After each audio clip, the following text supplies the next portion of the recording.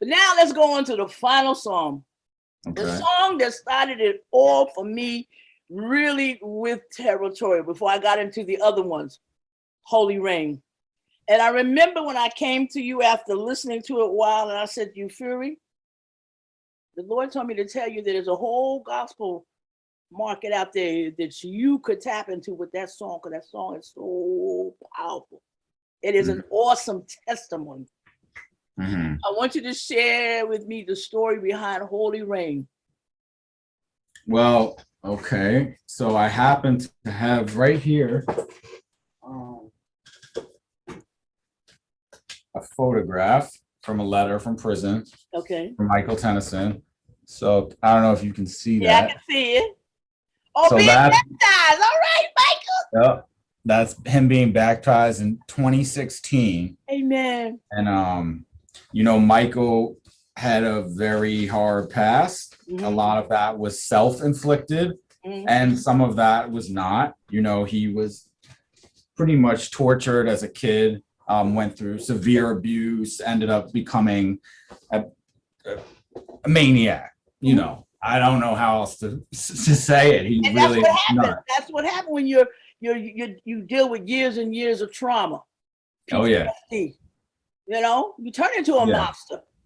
And he absolutely was a monster and owns that title. He took the lives of 5 innocent people during the course of 2 robberies in 1987. And he was up to no good prior to that. He did 6 years in prison prior to that for other heinous crimes. And, the guy was just on a suicide quest. And then when he got sentenced to 5 life sentences, spared the death penalty by 1 juror. I think it took him several years, but he eventually decided, not to kill himself, not to go down a path of institutionalism either, and slowly started to better himself. That's around the time he met Claudia Whitman, who is how I was introduced to Michael. And it took him many years, like over 2 decades, to then become spiritual. And the way that he became spiritual was through Christianity. And he was baptized in 2016. And he says that was one of the proudest moments of his life. He told me that he wrote Holy Rain an hour later. He just went back. He went back to his cell and just wrote that song. I know that's right. That is awesome. Right after the baptism. Hallelujah. My God. I know, I'm getting chilled too. Yes. Because see, that's the power of the blood that still prevails. And he in the encounter he had with the Holy Spirit under the water, that he could produce Holy Rain. Yeah. I love it. And I think Naomi is singing in on this one, right? In Holy Rain. Oh yeah. Right. Oh right. yeah. It's a powerful song. I love it.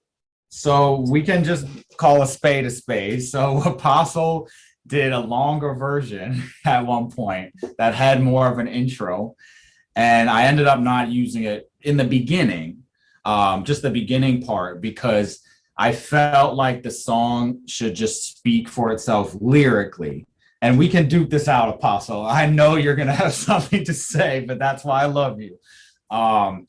And I felt like the words in the middle where I wanted it to go. And I wanted to let the rest of the song speak for itself. And then with Simply Naomi, she comes in at the part where Apostle says her spoken piece that I found super powerful.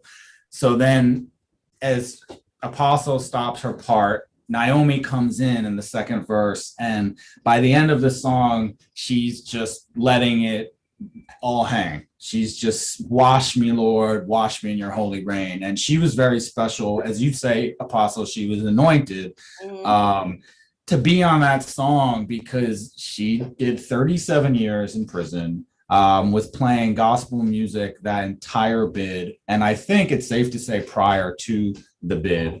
And just fell in love with the song as you did. Well, we thank God for that song. I know that song is going to minister to a whole lot more people. because just hearing it and you feel the transition.